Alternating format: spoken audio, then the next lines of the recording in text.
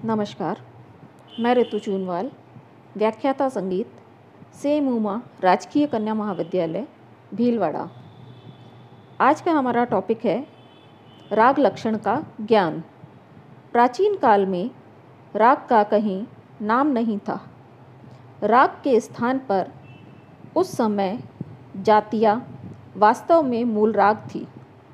इन जातियों में विकार होने से रागों का जन्म हुआ। जाति के यही लक्षण बाद में राग के लक्षण कहलाने लगे। राग को पहचानने के लिए प्राचीन ग्रंथकारों ने राग के 10 लक्षण बताए गए हैं। राग के 10 लक्षण निम्न हैं। पहला, ग्रह, जिस स्वर से राग का गाना बजाना आरंभ किया जाता है उसे ग्रह स्वर कहते हैं। दूसरा है अंश, जो स्वर अन्य स्वरों की अपेक्षा किसी राग में अधिक लगता है उसे अंश स्वर कहते हैं। इसे ही वादी या जीव स्वर भी कहते हैं। तीसरा है तार। तार सप्तक में गाते बजाते समय जिस स्वर तक राग का गाना बजाना पहुंच जाए उसे तार स्वर कहते हैं। फोर्थ है न्यास, जिस स्वर पर गायन वादन समाप्त होता है उसे न्यास स्वर कहते हैं। नेक्स्ट है मंद्र। मंद्र सप्तक में गाते बजाते समय जिस स्वर तक राग का गाना व बजाना पहुंच जाए उसे मंद्र स्वर कहते हैं। 6 है अपन्यास। राग के एक भाग का अंत जिस स्वर पर होता है उसे अपन्यास स्वर कहते हैं। 7वां है संन्यास, जिस स्वर पर राग के प्रथम भाग का अंत होता है उसे संन्यास स्वर कहते हैं। 8वां है विन्यास, जिस स्वर पर राग के प्रथम भाग का अंश समाप्त होता है उसे विन्यास स्वर कहते हैं। नेक्स्ट है बहुत्व। स्वरों में बहुत्व 2 प्रकार से होता है, अलंघन व अभ्यास से।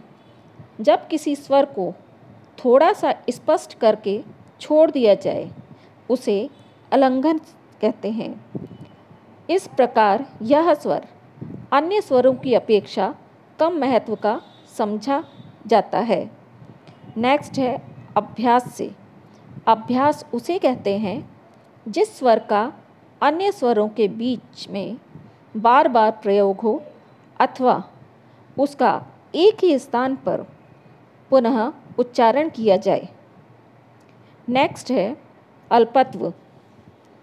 अल्पत्व के भी 2 प्रकार होते हैं, लंघन और अनाभ्यास। लंघन वह स्वर होता है जिसे राग के आरोह व अवरोह में छोड़ दिया जाता है और जिस स्वर का प्रयोग राग में बहुत कम होता है उसे अनाभ्यास कहते हैं। प्राचीन ग्रंथकारों के अनुसार राग के 3 भेद भी बताए गए हैं। पहला है शुद्ध, जिस राग में अन्य किसी राग के स्वर न लगे तथा न ही उसकी छाया पड़े उसे शुद्ध राग कहते हैं।